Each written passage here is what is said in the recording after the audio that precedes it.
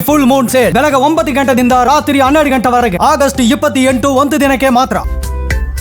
ನಾಳೆ ಮುಖ್ಯಮಂತ್ರಿ ಡಿ.ಕೆ. ಶಿವಕುಮಾರ್ ದೆಹಲಿಗೆ ಪ್ರಯಾಣವನ್ನ ಬೆಳೆಸಲಿದ್ದಾರೆ. ನಾಳೆ ಬೆಳಗ್ಗೆ 7 ಗಂಟೆಗೆ ದೆಹಲಿಗೆ ಹೋಗ್ತಾರೆ. ಹೈಕಮಾಂಡ್ ನಾಯಕರನ್ನ ಭೇಟಿ ಆಗ್ತಾರೆ ಮುಖ್ಯಮಂತ್ರಿಗಳು. ಬಹಳ ಕುತೂಹಲ ಇದೆ, ಯಾಕಂದ್ರೆ ಲಾಸ್ಟ್ ಟೈಮು 2ನೇ ಹಂತದ ಸಂಪುಟ ವಿಸ್ತರಣೆ ಸಂದರ್ಭದಲ್ಲಿ ಹೋಗಿದ್ರು. ಬಟ್ ಈಗ ಮತ್ತೆ ದೆಹಲಿಗೆ ಹೋಗ್ತಾ ಇದ್ದಾರೆ. ಏನಿರ್ಬೋದು ಹಾಗಾದರೆ ಅಂತ ನೋಡಿದಾಗ ಈಗ ಸಂಪುಟಕ್ಕೆ ಸರ್ಜರಿ ಮಾಡುವಂಥ ಸಾಧ್ಯತೆಗಳಿದಾವಂತೆ. ಇರುವಂತಹ ಕೆಲ ಸಚಿವರನ್ನು ಕೈ ಬಿಡಬಹುದು ಅನ್ನುವಂತಹ ಮಾಹಿತಿಗಳು ಬರ್ತಾ ಇದೆ.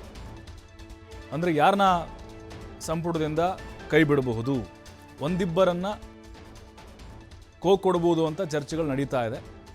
ಆ ಸ್ಥಾನಕ್ಕೆ ಕೃಷ್ಣಪ್ಪ ಹಾಗೆ ಬಸವರಾಜ್ ಶಿವಣ್ಣವರು ಹಾವೇರಿಯ ಬ್ಯಾಡಗಿ ಶಾಸಕರು, ಕೃಷ್ಣಪ್ಪ ವಿಜಯನಗರ ಶಾಸಕರು. ಮಹಿಳಾ ಕೋಟಾ ಭರ್ತಿ ಮಾಡುವ ಬಗ್ಗೆ ಕೂಡ ಚರ್ಚೆ ಆಗುತ್ತಾ ಇದೆ.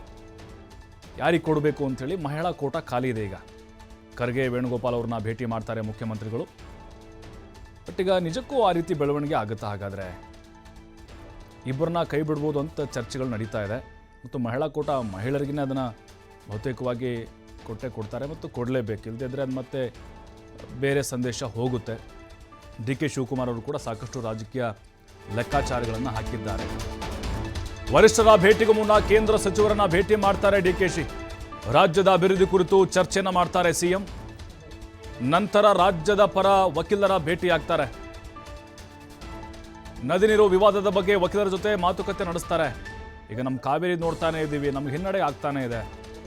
9,000 3,000 ಕ್ಯೂಸೆಕ್ಸ್ ಬಿಡಬೇಕು ಅಂತ.